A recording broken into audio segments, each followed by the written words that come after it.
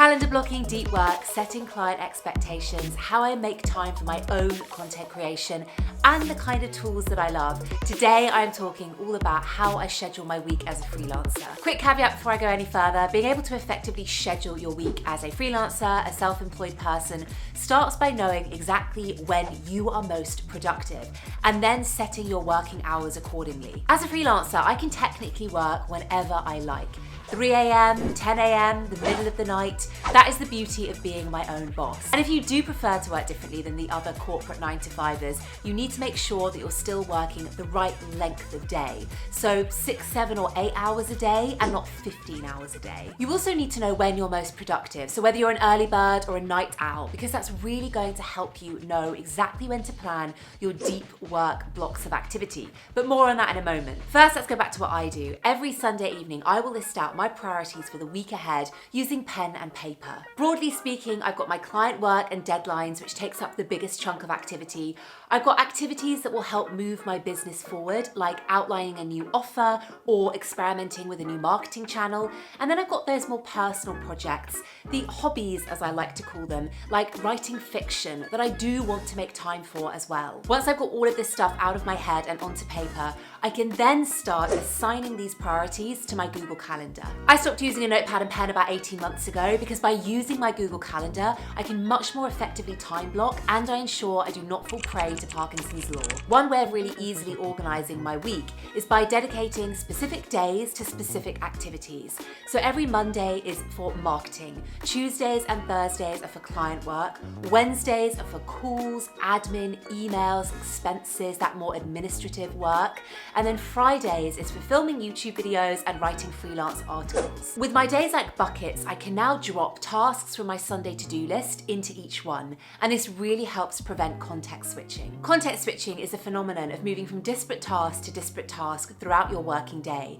So you could be checking email and then you see a Slack notification pop up, and then you field a question from a client, and then you try to focus on some client work, and then you see an email come through that you just have to answer right away. I'm sure this sounds like just another day in a freelancer's life, but this kind of context switching is so detrimental to productivity. It's busy work that doesn't really have a lot to show for itself. Now, of course, there are going to be days and weeks in my life when I cannot stay completely focused on one activity for the whole day. So much as I would want my Mondays to be reserved for marketing, sometimes I do have to do a bit of client work on that Monday. But my intention at the beginning of every week is always to try and group together similar tasks as much as I possibly can. Now, there are two other ways that I try to enhance my productivity and keep my schedule as focused as possible. The first is calendar blocking. The second is not checking WhatsApp or email notifications until at least 11 a.m. every day. When I schedule my week, I deliberately block my mornings, so 9 a.m. till 12 p.m, for creative, brain-intensive work that really requires my focus, not work that is repetitive. So rather than wasting my most productive time of day on replying to emails or writing a client contract that I have a template for, I will reserve this time for writing a YouTube script or outlining a new Skillshare class. This is the difference between deep work and shallow work, which I talk all about in this video right here. And by calendar blocking, I put boundaries around each activity, so I know exactly when I'm going to do it and how long I'm going to do it for. Before I started calendar blocking, I used to use a to-do list, and I would work down my to-do list from top to bottom, spending as long as it took on each task to finish it before I then moved on to the next task. And this is why my to-do list never got finished, and I was extremely inefficient. So it was goodbye to-do list, hello Google Calendar, and on the subject of saying goodbye, I am also very strict with not looking at email or WhatsApp notifications until at least 11 a.m, when I've got a considerable chunk of my deep work task out of the way. This is honestly one of the best things I could have done to maintain a healthy, balanced freelance schedule and stay as focused and efficient as possible. In the past, I would wake up with my phone. As soon as I opened my eyes, it was Instagram, email, WhatsApp. Instead of having any kind of headspace for creativity, I was immediately distracted by conversations with friends, non-urgent emails that I would then worry about, even though they could definitely wait until later, and those awful feelings of comparisonitis because I'd opened up Instagram and seen a competitor doing something really cool and then wondered why I wasn't doing the same. Now I turn my phone on Do Not Disturb at night, and I do not turn it off again until 11 a.m. the next day. This has allowed me to stick to my schedule and focus,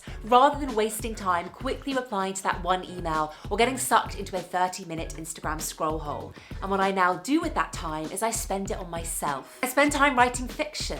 I spend that time walking Winston in the morning. I spend that time making coffee and slowly easing into my day. This time is precious, and yes, like all other activities in my calendar, I have blocked it off. It is non-negotiable, just like my hour-long lunch break, because the beauty of working for myself is that I do not need to be at an office in the morning, working to somebody else's schedule. Pre-2020, that time was spent getting ready for and then commuting into work. And now I have those 1 to 2 hours to do things that keep me sane and creative that have nothing to do with work. Speaking of keeping sane, one thing I made absolutely sure to do very on in my freelance business was set clear expectations with clients. Because if clients know how to do one thing well, it's contacting you out of working hours and expecting a reply. So whenever I start working with a new client, I make it super clear that my working hours are 9 a.m. till 5 p.m.